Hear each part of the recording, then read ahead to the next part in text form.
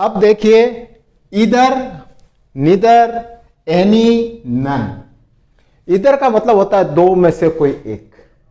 जब दो में से किसी की एक की बात की जाए तब आएगा इधर।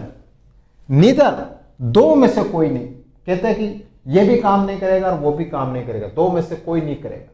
तो जब भी कोई नहीं की बात आए दो में से, तो निदर का यूज करोगे। फिर एनी, एनी यानी कोई भी, दो से ज्यादा। जब दो से ज्यादा की बात आए तो क्या यूज करोगे? एनी। नन, कोई भी नहीं, कुछ भी नहीं, कोई भी व्यक्ति नहीं। अब इससे जुड़े एग्जाम में कौन से क्वेश्चन आते हैं ये देखो। नन ऑफ टू स्टूडेंट, दो स्टूडेंट में से कोई नहीं। सेंटेंस भी गलत हो रहा है।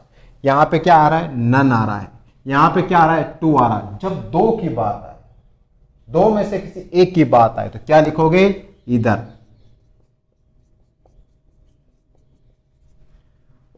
और देखो, एनी ऑफ टू स्टूडेंट, अब यहां पर भी सेम बात हो गई। कोई भी दो स्टूडेंट, अरे एनी, कोई भी तो दो से ज्यादा की बात आती, और अपन यहां पे कर रहे हैं दो की बात कर रहे हैं, टू की बात कर रहे हैं, तो यहां पर भी क्या आएगा? एनी नहीं आएगा, क्या आएगा? इधर आएगा। फिर देखो, none of the pens is are working. अब यहां पे देखो, none of the pens is are working. अब नन की बात आ रही है। अब यहां पे क्या पेन्स आ रहा है, तो बहुत से स्टूडेंट आर लगा देंगे, क्यों? इसको देखकर। नहीं, यहां पर सब्जेक्ट क्या है? नन है। मैंने आपको पहले ही बताया, ऑफ के बाद में हमेशा ऑब्जेक्ट आता है, ऑफ से पहले सब्जेक्ट आता है, प्रीपोजिशन से पहले।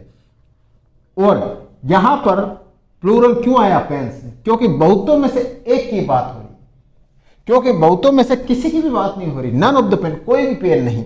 तो जब सिलेक्शन की बात आए, किसी एक के वर्ब सिलेक्शन की बात आए, तो हमेशा वर्ब सिंगुलर आएगी, ध्यान रख लेना। तो यहां पर आर नहीं होगा, यहां पर आंसर क्या होगा? इज होगा।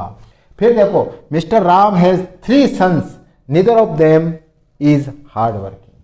अब देखो, यहां पर 3 सन की बात हो रही, 3 सन, तो यहां पर नीदर कैसे आएगा? नीदर तो क्या आता है? दो में से कोई नहीं, तो यहां पर क्या आएगा? आंसर क्या होगा? नन हो जाएगा। तो एग्जाम से जुड़े रिलेटेड क्वेश्चन आपके इस टाइप में आ सकते हैं एसएससी, बैंक, रेलवेज में। तो फिर आपको ये ध्यान रखना बहुत जरूरी है